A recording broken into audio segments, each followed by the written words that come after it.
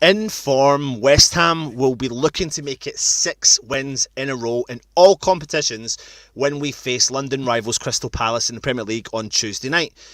West Ham are through to the 5th round of the FA Cup and are flying high, you could say, in 7th position in the league, 9 points better off than our London rivals Crystal Palace, who have only had 1 win in the last 9 overall. Welcome back to West Ham Irons United. I am, of course, Anton, joined by Matt. Matt, welcome back to the preview.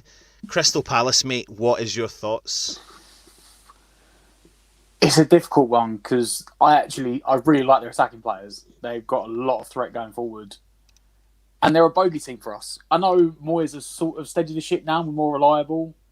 But we always used to say when someone needs a goal or someone needs a result, you play West Ham. They haven't won in the last, I know you said 1 win and 9. There's no wins in the last 8. It's 4 draws and 4 losses. So they're going for that win. So enter West Ham is, it's something used to be written all over it, didn't it? Moyes has sort of steadied it, but it's going to be, I don't know, London derbies. Palace are a bogey team for us. It's not going to be an easy game. I'll put it that way. Yeah, no, 100%, 100%. Before we continue, this video tonight is sponsored by our channel sponsor, which is OneFootball. I think you are all going to enjoy our sponsor video because I tell you what, guys, he deserves it. OneFootball have teamed up with West Ham Irons United in sponsoring our channel for the Matchday Live videos, our Highlights in Words review videos, and the West Ham Weekly videos. OneFootball is a fantastic app that you can download onto your device by clicking the link on the description below, which takes you to the Android shop or the Apple shop, but it's completely free to download. Whatever football information you want to get, just set up the simple notifications where you can receive the latest football news on West Ham or any other football news that interests you as well. You can get up to the minute stats, breaking news, team lineups and live scores as they happen. It really is a one-stop footballing platform with a whole variety of up-to-the-minute football news and, as mentioned, completely free. So please do click on the link below and download, which will also help our channel out. Thank you. So as Stel has so happily said to all of you, go into the link below, click the link. He's there, I can see him in the chat. Where is he being a hostage from? Mate, and download it. I swear to God, if you love him so much as you say you are, go into our description below, click the link that takes you to, as Stel said. And if you watched this show last night, he was in tears, and I'm not going to lie to you, I was also in tears then. And yes, no one has paid the ransom yet. So anyway, without further ado, it is time to talk Crystal Palace.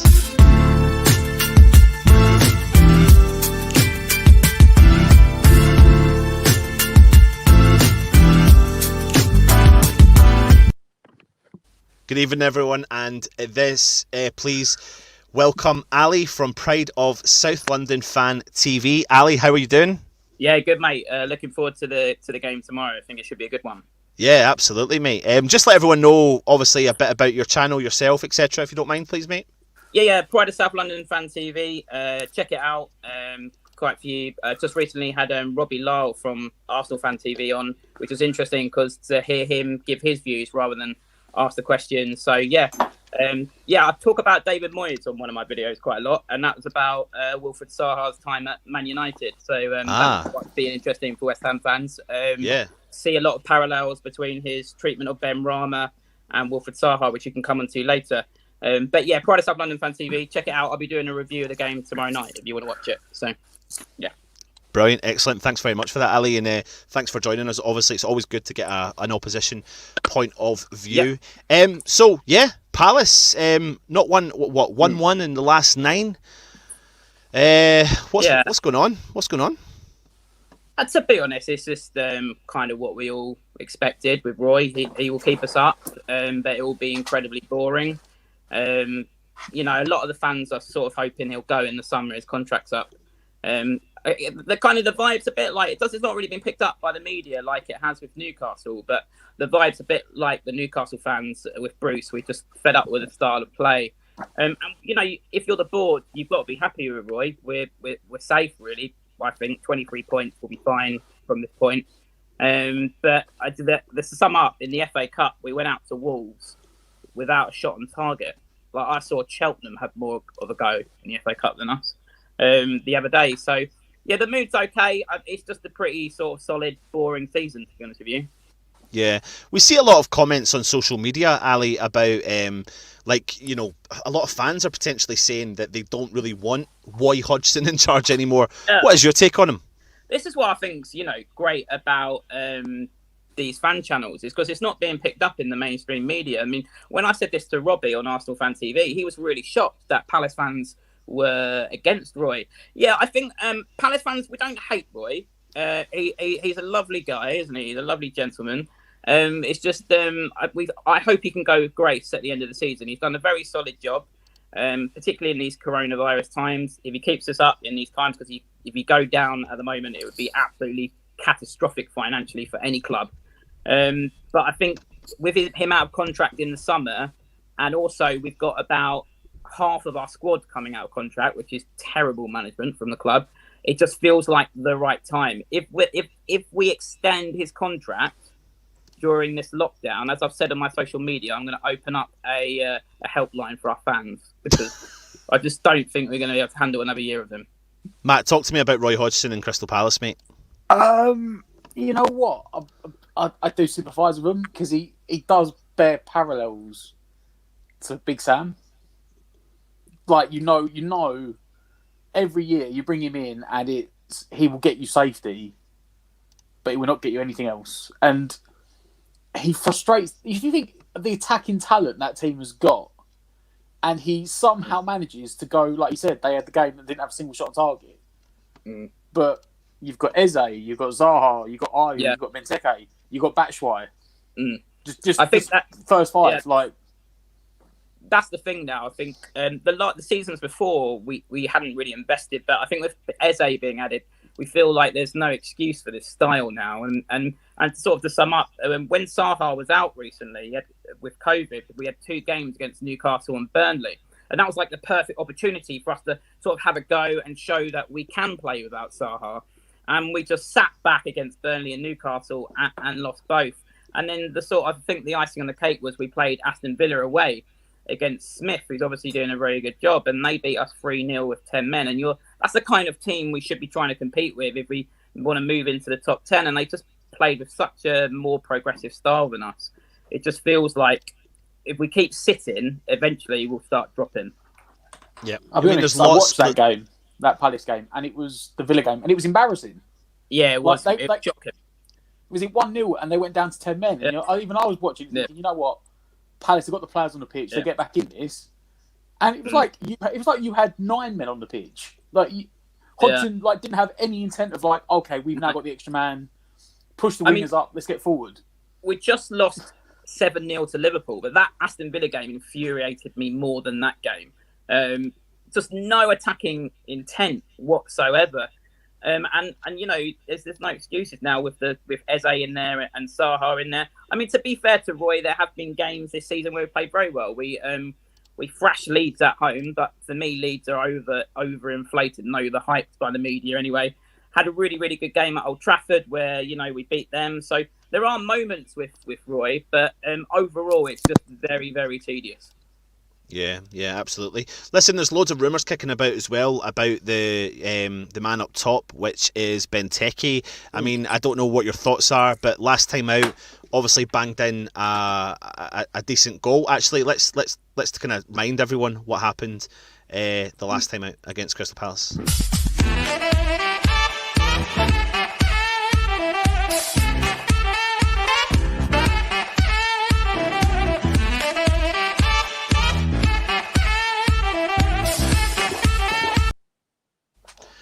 I mean, I felt that first half in particular against Palace, we really struggled to actually maintain Benteke completely. Like he was all over our central defensive pairing.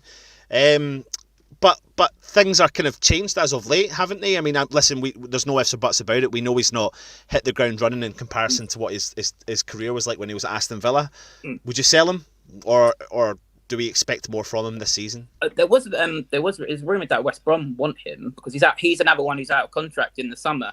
So and Allardyce is probably the manager at Palace. He got the best out of Benteke. So there is that rumour, but I think it's been pretty squashed today by both Benteke's agent and Roy. I would be surprised if we let him go because he's been starting. But obviously, we've just bought a new striker in Mateta. So I think he will stay. I think that game you allude to was probably where we really thought, oh, Benteke is back here. And I think in that game, actually, to be honest, I felt like we were the better team. I think you got quite lucky in that sending off because Benteke got sent off basically for jumping. No, you're right, mate. We do a match day live for every game, and I think myself, Matt, you were on it as well, weren't you? And we were saying it was pretty harsh. It was awful. There was no ifs or buts about it. The first yellow card was a yellow card. The second one, in my opinion, wasn't. We did say at the time like, he wasn't even seen. Yeah. He literally had his eyes on the ball, and the guy can walk behind him, and I was like, "You got to put your arms up, jump." It was. Thing is, we've seen it so many times over years with Andy Carroll. The same thing where he jump up for a header, and it's just like, oh, you've jumped up, you've got your arms, but you've got to do that to jump.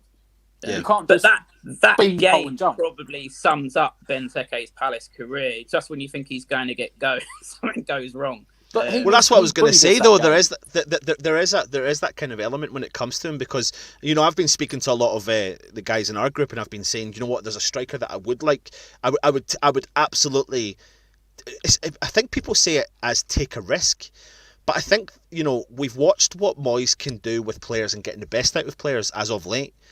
And, if we see, Benteke's not just a Belgium international for no reason whatsoever, So there's maybe just something there. It's maybe just like he just doesn't fit your style anymore. I've just been having the exact kind of conversation with a Leicester fan on another podcast about Damari Gray because we're linked with Damari Gray and, they see something in him. It's just maybe it's the wrong club for him. Maybe it's just not worked out for Benteke. I don't understand why he wants to stay with us, really. He needs a change and something. I think moving might resurrect his career, really, because it's fading out. Yeah, absolutely. What about your new signing? Do we expect to see him at all? Apparently, no. He won't be playing because of visa issues, so he won't be playing tomorrow. So I think you will see Benteke out front tomorrow. Yeah. Absolutely. Another player we want to talk about, we've talked about him the last time we were out for the preview, and that's Eze. I know you've briefly mentioned to him, but I mean, he is a talent, isn't he? Yeah, he's a real natural talent. I mean, as a Palace fan over the years, there's been a few players who come along and you just see them straight away and you just think this guy is going right to the top. I mean, it's little known. We actually had Ashley Cole on loan at the beginning of his Arsenal career. And I just get likes of him, Klein, Wilfred Zaha. I've got similar vibes with Eze. This guy is going right to the top. And to be honest, just going to enjoy him while he's with us, to be honest. Yeah. Absolutely. I mean, he is like top notch, and isn't he, Matt? I mean, I think when West Ham and Crystal Palace were kind of chasing him, myself and Cess in particular had watched a lot of him in the Championship. Cess is one of the guys who's part of West Ham and United, and I was absolutely shouting his praises so much out there. And then you had the kind of the three players that clubs were after. You had Diangana, who West Ham had, who absolutely tore apart the Championship. You had Benrahma, who West Ham have got, who was tearing apart the Championship, and you had Eze, who Crystal Palace have got. Yeah. But, I still look at Eze and I think, it's just the way he glides with the ball, isn't it? It's really good.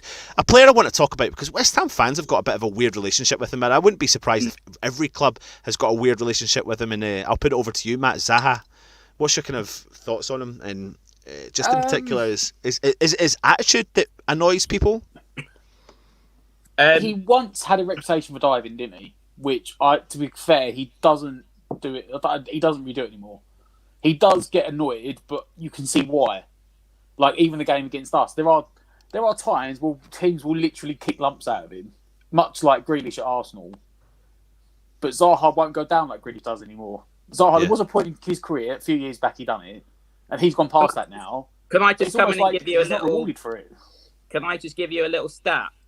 Last season, Wilfred Zaha got the most VAR overturns of any player in the Premiership, which for me just is proof in the pudding that, you know, he is the most, for me, along maybe the only player I think might top him is Grealish. But for me, apart from Grealish, he's the most fouled player in the Premier League. I mean, just recently at Arsenal, he got stamped on and nothing happened.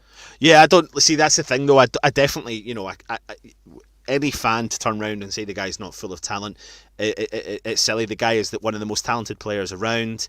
Is there an issue there though when it comes to Zaha in terms of is his head in the right place?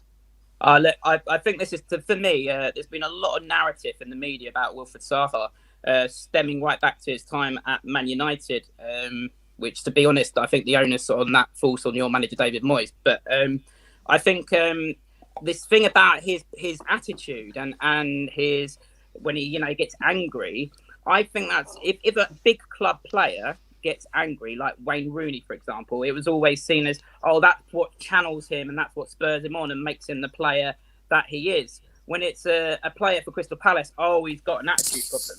You know, if you think about Di Canio, if you took that sort of anger in him out, you would lose the player. And that's what I feel with Wilf. You know, he gets angry and then the next minute he's down the other end and he's making something happen. I just feel it's part of him. And he said that himself. He says he uses it to spur him on. And for me, I don't see it as a problem. I think if you took that edge away from him, you would lose a lot of what he is.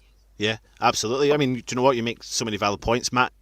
No, that's like that point again is 100%, and I hate it when I'm some ways glad this year that when we're playing you that we're not in a stadium, because he is a Jamie Vardy for other teams. He knows how to wind fans up. He's begging them to start pissing him off because as soon as he gets angry, it fuels him and he plays better. Yeah, we did it to Vardy after the whole Colin Rooney thing. We were giving him pelters about that, and then he just went and got like 2 goals against us. That is a very good comparison. Yeah. But I mean, a question for everyone in the chat right now who's watching: would Hammers fans take Zaha? And Matt, first question to you. I mean, listen, do you know what, Ali? It's a no-brainer for me. And I'm not saying that because you're on here, but the guy is one of the most talented players. If anyone says no, they're lying. But Matt, we do know we deal with a fan base. See, all the comments are coming in now saying, no, I wouldn't, no, I wouldn't, no, I wouldn't, no, I wouldn't. And Stell's in there definitely saying no. But that's because people see things like, as West Ham fans, they see a diving Zaha and think he's trying to cheat, whereas I see a player who's a talent and would he add value to the squad? No questions. I would say outside of Man City, Liverpool, Chelsea, and maybe Spurs, he'd walk into anyone's first team. Yep. But he would. There's no way he wouldn't. So the fact they say no, it's like, no, you'd have him. Yep. And, people say no, like, oh, you talk about the diving. We had on Outovich, he was a wind-up merchant, and he'd done exactly what when he came to us, he'd done the same thing when he left Stoke, and he basically threw his toys out the pram, and we just blew it under the carpet because we wanted him. And then once he'd done it to us, we got annoyed about it. So they all say no, but if we had him on our team, well, no, he's our bastard now. We love him. That's what they say. Yeah. There's no way anyone would have him. He's too good. Just think that. Yeah, I mean, the fact that someone's even asking that question for me. Zaha and Grealish, for me, both embody that. I don't think English football has moved on in its philosophy as much as we think it is. I think in other countries, those two would be celebrated a lot more. I just don't think that English football as a culture quite accept Mavericks yet. They just, like people don't like Grealish either because he goes down and in the way he has his socks. We don't quite embrace these flair players as much as we think we do. And that's proven by the fact that Grealish really had to effectively almost go in a time machine back to Euro 96 and score that penalty for Southgate to get in the England team. And he had country. But honestly, if you think about Zaha, he got capped he had a podcast with Carragher recently. He got capped for England. And then never heard anything for 4 years. I mean, these sort of flair players who can turn a game go in really early in other countries, and they ingrain them in the squads. I mean, Zaha now plays for Ivory Coast, and I'm personally quite glad he's he's out of the England circus. But could you imagine in that game against Croatia where we were devoid of ideas and extra time, and you at least brought him on in extra time when the players were tired? We would have had a good shout for a penalty. I'm on the same wavelength, Ali. I mean, listen, and you'll see here when at some point later on in the video when we bring on some of the other fans' points of view, you'll see that fans fear him the most, because I do fear him the most. Apart from now maybe Eberechi Eze, because I know the quality of player that he is. But you know, let's get back to the game in particular. I mean, you're potentially out without up to 6 players for this game in particular. Have you lost me? Can you hear me? You okay? All right. Well, Matt, we'll keep going until Ali gets back in. Let me know when you're back in, Ali. But they're looking like they're out without 6 players. Sound, guys. Oh, see if you come out of it and then come back in. I've lost sound. See if I don't know what we'll do. We'll do that. I don't know. And then he can come back in if he can as well, Matt. But yeah, it looks like they're without up to 6 players for this game, and this was their lineup last time out, which was against Man City, I think it was, wasn't it? I mean, what do you think? I mean, listen. Well, Tompkins out. Yeah, we know that for a fact. Yeah, and it looks like Kouate's back. Yes, I'm assuming Kouate's going to go back in the back 4 again. Yep. Because Kouate's out, Dan's out, and whoever the other sorry, not Kouate. Tompkins is out, Dan's out. The other centre back's out. Yeah. For me, I would say one of MacArthur or McCarthy will drop. Yep. And Ali, can you hear us again? Yeah, I've got the sound back. Sorry, the sound went there we go. No, that's fine, That's mate. right, No worries. We were just talking about how we were saying that you're up to potentially 6 players that are out through injury. So we've brought the team up that you played last time out. What changes are we expecting to see against West Ham? First thing to say is your boy James Tompkins is again injured, which is really disappointing because he was just getting match fit. He just can't seem to stay fit. It's really gutting because he's a very good player. I don't know who's looking after him medically. I feel like we've got Matt Hancock in charge. Probably. And probably West Ham's medical team from 2 years ago. Yeah. Yeah. It's really frustrating because I know that, like I was saying to you, I actually live in Essex now. So I'm surrounded by West Ham fans, and a lot of them don't understand why you sold Tompkins. Yeah, we don't. He's been great, and he's probably, he's definitely in our best centre-back partnership, but he's injured again, so you're probably going to see Kouate and Cahill at the back. Cahill is absolute class, but this year it seems like his legs are more gone. So I think one of the big changes for us in this fixture will be you will have Antonio in this one. Mm-hmm.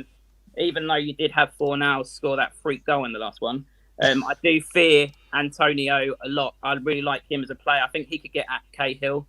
And you'll see, the other one big change you'll see is Patrick Van Aanholt won't play. He's very, very weak defensively, and you'll see Tyrick Mitchell in there, who is a real talent, real prospect.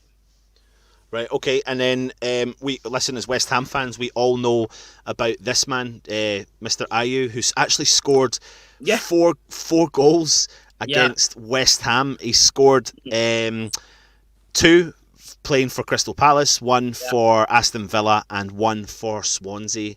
And he played last time out. I take it we'll expect to see him again? Well, he actually has been on the bench a lot this season, but I just wonder if he might be put in the team just based on his record against West Ham. I normally wouldn't play him, but I'd probably have him on the right-hand side above Andros Townsend, just based on the fact that he has a good record against you. I mean, I was there at your stadium, forgotten the name, the Athletic Stadium. London Stadium. And the Fish Bowl. I was there at Westfield Bowl. I was there anyway. And on the one when he scored with the VAR. And I hate VAR. But and that actually is why this game's interesting, because I remember that game you were on a real high and you were optimistic. And then we just burst that bubble. And it feels like you're on this real high again. Could we burst your bubble again? That game with Jordan Ayew with the VAR for 2 minutes. And we were all waiting. I hate VAR, but that was actually a lot of fun. Oh, I remember when you're talking about it now, because there was that video went around on social media It was like the West Ham fan's birthday, and they brought out his birthday cake. Yeah. And he turned behind him, the TV was on, and he come up goal, and he just like the look on his face. That was absolutely brilliant. Yeah. Yeah. But I mean, I think we knew as Palace fans because we were getting messages from friends saying this was just when VAR first come in. It's a goal. It's a goal. The commentators are saying it's a goal. So we're all like taunting you for 2 minutes, and then eventually it goes in, and then you were all obviously a bit gutted. But I mean, I still hate VAR, but that was probably my best experience of VAR. But Jordan Ayew, I think, I think he might play just based on his record against you. Yeah, absolutely. Listen, Crystal Palace are unbeaten in the last 4 Premier League games against West Ham, winning 2, drawing 2. Their longest unbeaten streak against West Ham in the competition. West Ham, who have beaten 2-1 at Selhurst Park last season, have never lost back-to-back away league matches against Crystal Palace. So when it comes to, Ali, looking in at West Ham from an opposition's point of view, what are your thoughts on how West Ham are playing currently? David Moyes, and what kind of, I know you've mentioned Antonio as the player you fear the most, but give me another player that you would potentially fear for the game for tomorrow. Look, my thoughts on you is that you are on a very good run of form, and that's why for me you go in as the favourites. I feel like, listen, I'm biased against David Moyes because of the way he utilised Wilfried Zaha at Man United, but I think he's found a club in you in a similar mould to Everton, and I feel like you're building some momentum and something really, really good. And I think this could be your best cup spell for a couple of seasons if you stick with him and the fans stick with him. He's not everyone's cup of tea, but he will. I think you're at the moment. If you win against us, you go above Everton. And you think about the hype that Everton have had this season. Player I fear most is Bowen. I think that's the kind of player Moyes gets the best out of, rather than a Benrahma. And yeah, I think, like I said, I see some of his comments on Benrahma mirror the sort of things he said about Wilfried Zaha. And I think there's a ceiling to Moyes as a manager. But I think as long as he keeps this up, he's going to have a really, really good few years with you. Whether you as fans, I think deep down as fans, he's not really the manager of a philosophy of play that you want. But if you stick with him, I think you're going to have one of your best periods in recent history. He's definitely not one of I think most fans, West Ham fans, would agree. He wasn't the manager that we wanted by no means. Yeah. But he's changed my mindset completely. We do these previews week in and week out, don't we, Matt? We talk about the teams we're going to put out and the score lines we're going to get, and he's made me believe that we can turn up and genuinely walk away with 3 points rather than us turning into this half glass full person. And he's just brought in. Do you know what he is? He's a manager that's actually looked at West Ham and gone, "This is what you actually need," rather than bringing in players to appease the fans. And we've made a couple of fantastic signings, in particular Thomas Souček has to be, in my opinion, number one, numero uno. I mean, the minute he sat in beside Declan Rice, he has absolutely transformed West Ham, hasn't he, Matt? And he's got history. He's got a history also of bringing players from a different position and playing them and playing to their strengths. And do you know what? Maybe it is a match made in heaven. Maybe he needed a project like West Ham. Maybe he needed a project where he didn't have a lot of money and he knew he was going to have to build from everywhere back. Absolutely. I think if you think look at his jobs post Man United, where I think he was found out. I think there's a certain ceiling to him. But post Man United, he went to Real Sociedad, tough job going abroad, and then Sunderland is like the hardest job there is. I mean, it pretty much, Chris Coleman went there after Wales with his stock really high, and it killed his management career. So I think he's found a club in you, like I said earlier, in a similar mould to Everton. And I think you cannot argue. I'm biased against David Moyes. I've done a whole video ranting about him. But you cannot argue with the job he did at Everton. And if I was West Ham fans right now, I'd be really excited about the next couple of seasons. Yeah, absolutely. Matt, did I ask you a question and not let you answer, mate? Not that I don't remember. Yeah, no, I can't remember either. Ali, what's your... Let's take it to the interesting part now then. What is your predictions, mate? What is your predictions for tomorrow night's game? I think Tompkins be it. I was going to go with a win, but Tompkins for us. But I think because of based on that feeling that over the last few years we just seem to have sucker punched you when you're feeling really good about yourselves. But I think with Tompkins being out and Antonio playing for you this time, I think I'm going to go for a draw. I fancy Wilf and Eze to get at Cresswell. I like Cresswell. He's been a good player. He's good going forward. But I think we could get at Cresswell a little bit defensively. So I'll go with a Desmond 2-2. A 2-2, yeah, absolutely, mate. Listen, Ali, it's been absolutely fantastic having you on with us. Love to have you on whenever we do something in the future. Yeah, it'd be great. Yeah. And yeah, it will be good. Matt, anything you want to say to Ali? I was going to say I hope they get someone else in next year, but I don't know what manager they're going to bring in. Frank I hope Lampard goes, but Lampard. Oh God, no! I don't want Lampard. Defensively, he was poor at Derby and he was poor at Chelsea. Some Palace fans saying Lampard today. I don't want Lampard at all. But yeah, thanks for having me on. Yeah, I'll do a review tomorrow. Check out the channel if anyone wants to see Pride of South London Fan TV. Like I said, there's a video I think West Ham fans would find interesting. Because I think the way Moyes is treating Benrahma mirrors the way he treated Zaha for me. So have a little while to talk about Moyes and that. But all the best apart from for tomorrow. And same to you, mate, without tomorrow as well. Mate. Take it easy, mate. Thanks for that. Thank you. Cheers. Bye. Really interesting again to have opposition fan on. Matt, you're back in for the preview. Talk to me, mate. It's a weird feeling at the moment, isn't it? Yeah. Like you said, Moyes. No one wanted him when he came in. No one wanted him, But he is slowly. You said this time he's been given the time. He's been allowed to get a couple of players in, spend a bit of money, and it's sort of changed that where we don't come on every week. I remember. So we say Bilic and Pellegrini's worst. We come on every week, and it's just like, how many are we going to lose by? You literally sit there thinking how many are we going to lose by? But now it's like, even if we concede, you still think, no, you know what, we got a chance in this game. Yeah. There was that horrible stat last year. How many points did we drop from winning positions? Oh, I don't know. It was 27 or something. I don't know what it was. It was up to 30, was it, in the end? Yeah, absolutely crazy, mate. Listen, it's time to talk West Ham.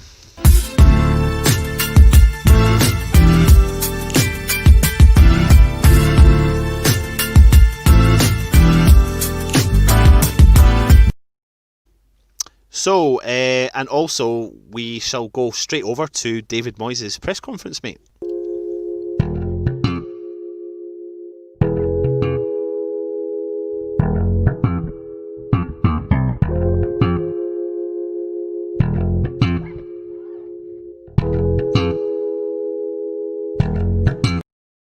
So Mr. David Moyes has been talking about Antonio today, saying he makes a huge difference for us and is such an important player. If he gives us a goal a game, we won't be complaining, that's for sure. I still see improvement in him and hopefully he can give us that. Listen, no ifs or buts about it. I still see improvement in him, but holy shit, mate, he is phenomenal, isn't he? He's done the same job he done with Arnautovic, hasn't he? Yeah. He brought Arnautovic in and was like... In fairness, it's been different circumstances. Because he pushed Arnautovic up front because Arnautovic just didn't want to defend. And then he done more tracking back to centre forward than he did when he was on the wing. Yeah. Whereas Antonio, I think... I was talking to a friend at work the other day and I said, Wolves have just signed William Jose from Spain, like Seville or Valencia or something. But I'm surprised they haven't tried Adama Traore up front. Because he's built in the same way as Antonio. And defenders do not like it because he's big... He's bulky and he's quick. And normally you get two of the three. You don't get all three together. Yeah. And, he is. On his day, Antonio is unplayable. You just don't know what his finishing is going to be like. But, having said that, right, since Project Restart, his finishing's actually been really, really good, surprisingly. Yeah. And he does sort of become unplayable. He's... Mr. Moyes has also been speaking about Saeed Benrahma. And it's a big statement here. We're working on is getting used to the Premier League. I don't think there's too much else to work on. People always expect so much so quick, but with the boys from the Championship, I've always taken our time. I think he's doing well. He's coming on nicely. It's a big jump from the Championship, and it doesn't always happen overnight. What do you take from that? When he said this before, it sounded like he was trying to pick on him, but it actually sounds like, to me, it sounds like he's trying to defend him. Because I know he's getting a lot of slack from some of the fan base. But like I said, if we watch him, you can see that there's a player there. You can see the talent's there. It's just like he needs a goal. That's all he needs. If he gets one goal, it'll click. Like it looks sometimes now. You watch some of the games, like he's trying to overdo it. Yeah. Like I saw, I think it was one of the West Ham official channels videos from might be the West Brom game. And he was taking on a player, and he like cut in, cut out, cut in, cut out. He'd done it about 4 or 5 times on the spot. Yeah. But he'd done it so much that even the camera didn't know what he was going to do. And he was like, he was only doing it just to put in a cross. He was like, he could have just done it first time. And I think he's trying to do that extra bit to get it going. Whereas once he's embedded, like Moyes has said, and he's got his confidence, he probably won't do that many times. He'll probably do it once or twice, and he'll put a cross in. Yep. He just needs that one thing to click, and he'll get it. And I think that for me, that's Moyes just trying to defend him, saying, look. Bowen done it so quick, didn't he? First time, I mean, Bowen's first game, was it Man City? And he could have scored and Ederson saved it. When he comes off the bench, first start, he scored. And everyone was expecting him to come in and do the same thing. Whereas they're not entirely the same players. And Moyes is saying, look, it's there. Just give him a bit more time to get to where Bowen was, and then you'll see the best of him.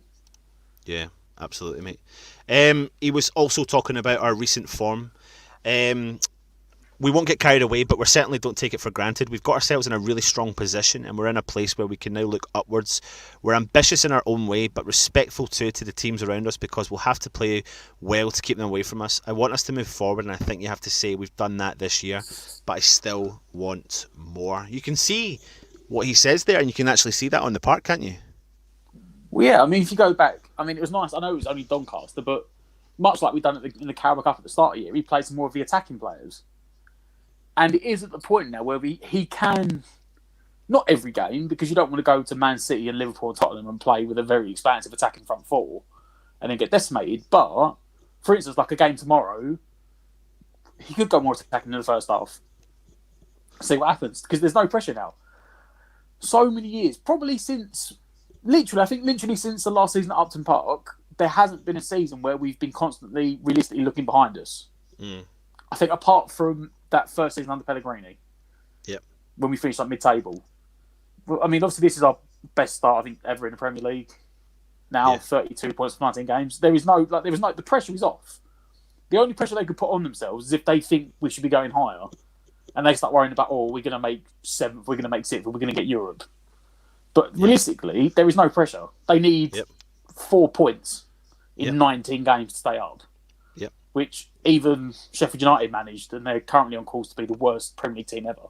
So, Irish Tommy left a comment there saying the big difference is now is we can pick up points even when we don't play well. Previously, we would have lost those games, and he's absolutely right, mate. Yeah. That's Moyes. That is one thing I would 100% give to Moyes. And in fairness, my dad's been saying it for years, and I always think he was mental about it. But he's always said, with Bilic, with Pellegrini, he said they never respected a point.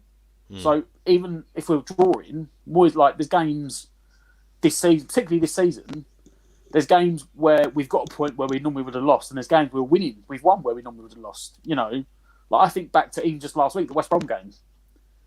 Under Pellegrini, when we was at our worst run, and under Bilic, we all knew, under Bilic and Pellegrini, we conceded 1 goal. It quickly went to 2 or 3. Whereas we steadied the flow, we contained it, we accepted it, and then we built forward again and put the pressure back on them. Yeah, and that is something.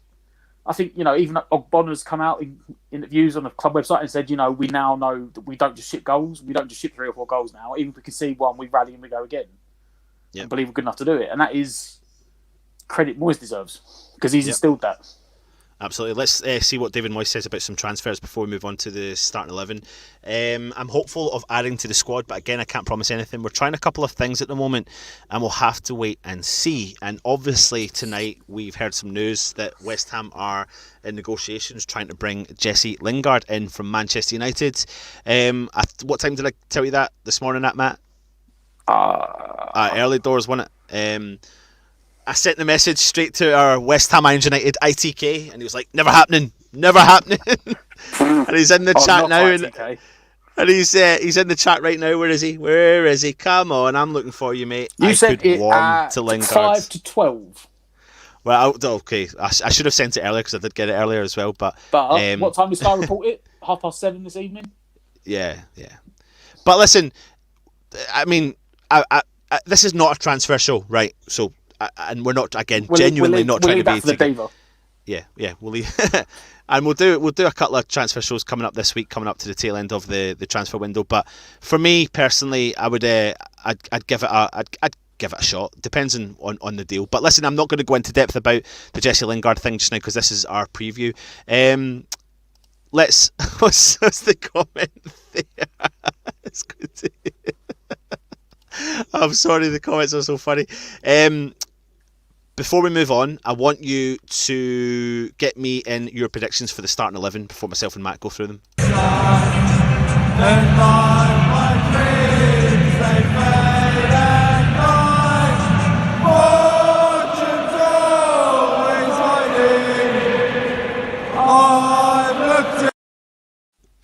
So, Matt, let's discuss our starting 11 and let's have a look and see what we put out the last time out. Obviously, we had Antonio start, Benrahma, Lanzini, Bowen just in behind, Rouse and Souček protecting, Creswell, Oggy, Dawson, Sufal and Fabianski. Sorry, guys, we won't be talking transfers just now. We'll come on to them in a minute. What's your thoughts, Matt, with the starting lineup? I think that'll be one change to that team. Go for it. I think he'll drop Lanzini for 4 now. Really? Yeah. Okay. Because is that based upon... 10, I think even number 10, from what I've seen, obviously I've had no internet, so I haven't done any of the things for last week. Yeah. But from what I've seen on highlights, Fornals has done better in number 10 than Lanzini has. So... Yep. It was funny, though, because you saw... What you saw for... what you actually saw in the game before Fornals... when Lanzini came into the team was Fornals and Benrahma were starting to work off a little bit of each other, and they were gaining that, that creative side was coming out in Fornals, and I've said that over the last couple of games that we've saw him. Apart from his work rate, we all know he's got a strong work rate. We started to see his creative side kicking back in there. That is a potential change I can see. However, I don't see it. I don't think it will happen. I think it will stay the same. What's your justification behind it? I think that Fornals has played better in number 10 than Lanzini has. I think he contributed more. Let's not forget, I mean, realistically, if stats don't mean everything, and Lanzini's not done too badly, but if you go down to stats, for a number 10, he's got one goal this year. Yeah. 1 goal and no assists, as far as I know. I'm not counting cup games, I'm saying league games. He scored a goal against Tottenham, and he's done nothing since. Yeah, absolutely. Yep. With Fornals as well, it does give him the option of rotating him and Benrahma. Yep. Like, if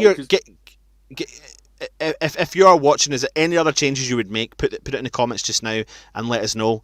And we'll go through the comments in a bit. So you're going for one change, and that is Fornals for Lanzini. I'm going to stick with the team that we put out last time, and I think it will be Lanzini and Benrahma, because what we're starting to see though as well is, even though Moyes is changing things in and around the side, he still does show some sign of being loyal to particular players that he likes. And he there's been a time this season when we've gone, right now it's time you should change it and bring this player in, and maybe it's taken him 2 or 3 games to do it. So I think if we want that decision, it's reasonably harsh on Fornals, because I think Fornals probably does deserve to come back into that side. But it'll be an interesting one, I suppose. We'll see. But loads of people are saying that because of the way we've been playing, normally when we sit here and we say Moyes has got favourites, it's normally the team's sort of struggling along. And we're like, he'll go back to his... Because don't forget, it's not just Moyes. Yeah. Every manager and every team will have... When the chips are down, these are the players I need, right? And they're going to drag me through it. Whereas even this run, we haven't played fantastically well all the time. And that was like the run we had back when we was beating... Like, we beat Villa and Fulham and like Sheffield United. We weren't always playing well, but we were getting results. Whereas we're now at the point where he can pinpoint Bowen has done stuff in certain games. Benrahma has. Lanzini has. He may not have got the assist, like I said, but he might have played the pass and then got the assist. And Fornals. So it does actually give him the option that all 4 of them are now reliable playing in behind Antonio. And he can pick and choose what he wants. He may well pick Lanzini tomorrow and go, you know what? I think we're going to have more of the ball, so I need Lanzini to pick the pocket. Or he may go, you know what, they're good going on the counter-attack. Rice and Souček may do more defending than I want. I might pick Fornals because he can cover more ground. But it gives him the option because of how we played and how well all four of them, should we say, are playing as a combination of a three. Yeah. Like, he could put Bowen on the bench tomorrow and go 4 hours, go out on the right-hand side. Yeah, and you know what? Yeah, he could actually. But the point stands. But then, you know, if you see our fixtures for February, Matt, I mean, we're already playing 5 games, let alone adding in the Manchester United game. Well, I mean, that takes. But, I mean, Man United played 9 games. No, I know, but you know, I'm just saying it shows you how congested it is, and it shows you how we're playing games every 3 days again at some point throughout the February, and we're going to have to rely heavily on the squad, and that's probably why we're looking at bringing in a couple of players. And if we can bring in Lingard, who can play in 4 or 5 different positions along that midfield, again, or a little bit more forward, that could play that midfield. If he comes in, this isn't a transfer show, so we'll skip over it. But he could play anywhere across that 3. And now, I just said, oh, yeah, we've got them 4 players. Well, that's great. So you've got 4 players to play 3 positions. So you don't have much in the way of rotation, do you? No. I mean, the last squad that we had, was it Fornals and Yarmolenko's options on the bench? I'm trying to think of the last league game. We had about 2 attacking options. One of them was a centre forward. We had sort of 2 attacking midfielders to play 3 roles, and that's just what we've got in the team. So even if he comes in, it means that Moyes has got another option across that 3. Yeah. Yep. Absolutely, mate. Absolutely. Before we move on, again, I want you to get your predictions in the chat, and we'll talk through our predictions for the game coming up.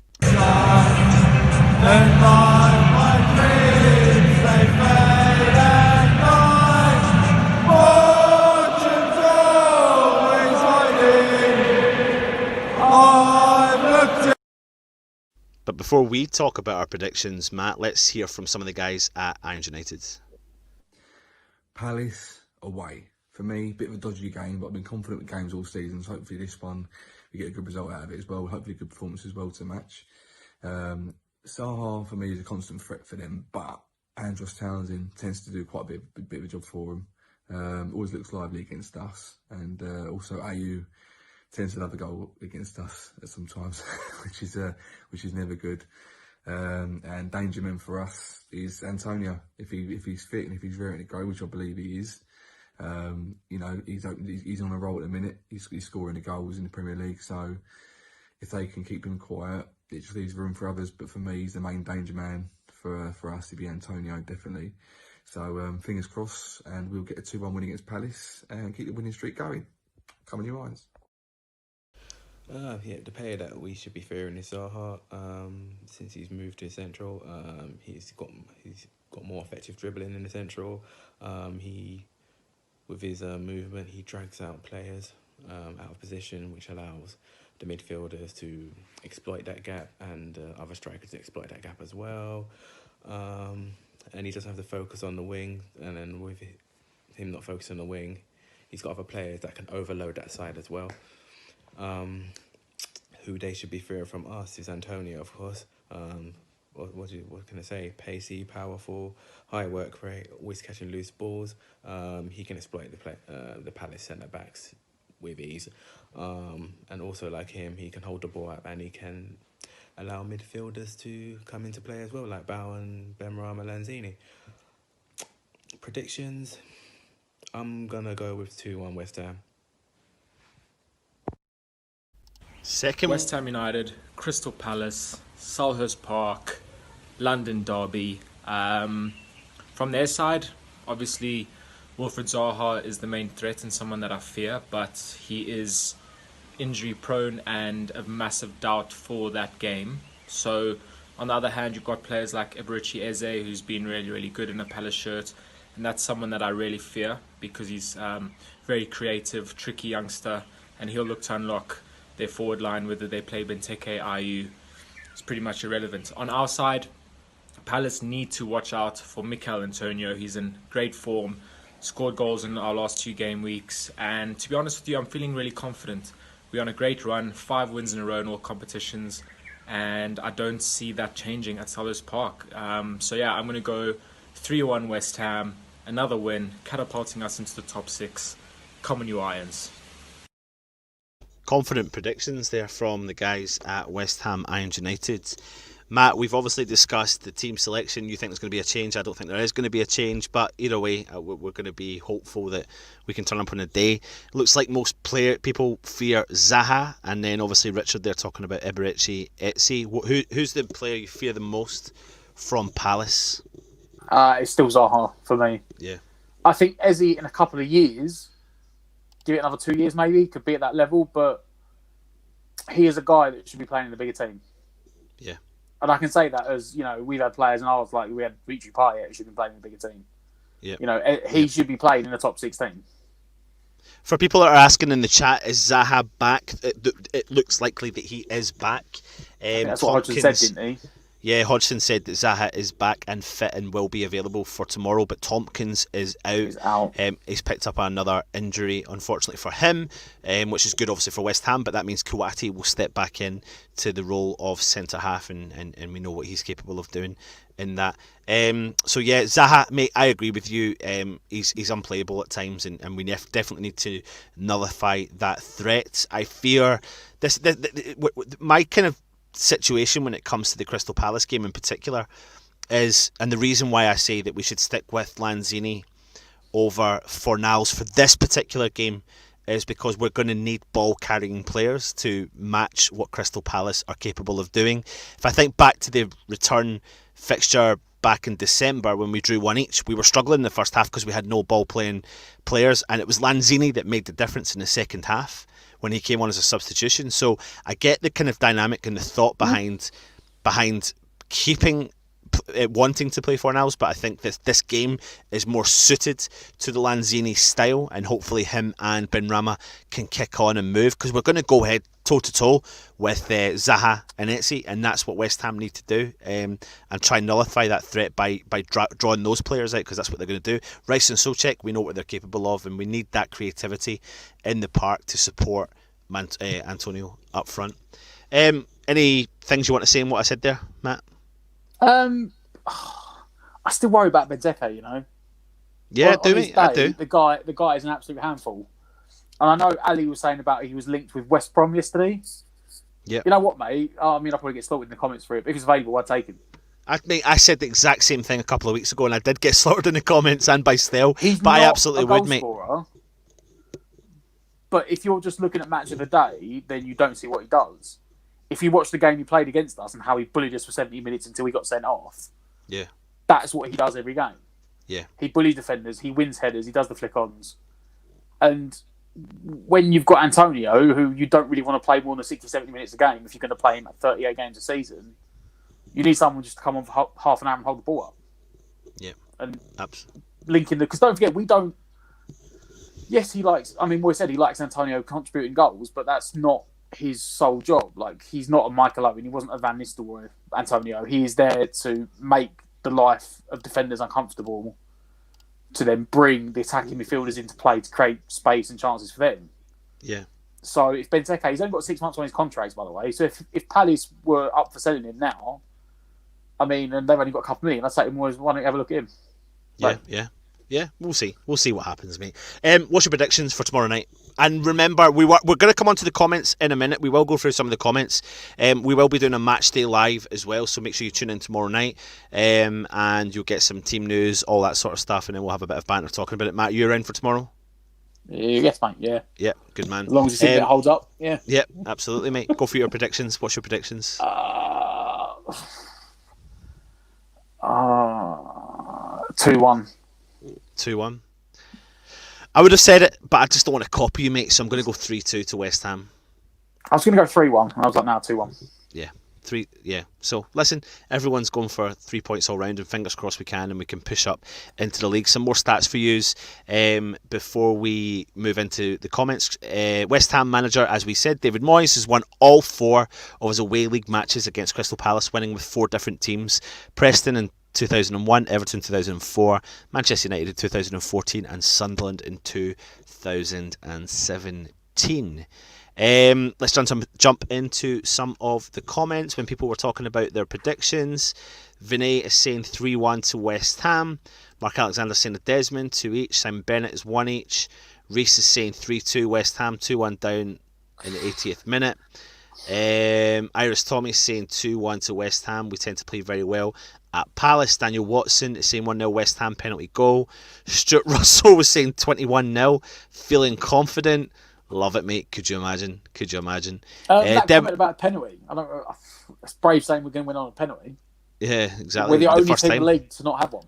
Yeah, but I get that's maybe why. It'd probably be a good bet, actually, as well. Debenham Dave is saying optimistic narrow win 2-1. Toby Sampson saying 3-1. We're going to be clinical and they won't score more than once. Fashizi, you do it every single week, mate. 1-0 Crystal Palace, but I think I've worked out what you're trying to do. Scott Randall, West Ham wins 2-1. Obviously, we've addressed the Zaha situation. Words and Pictures 3-0 win, and we're all over them.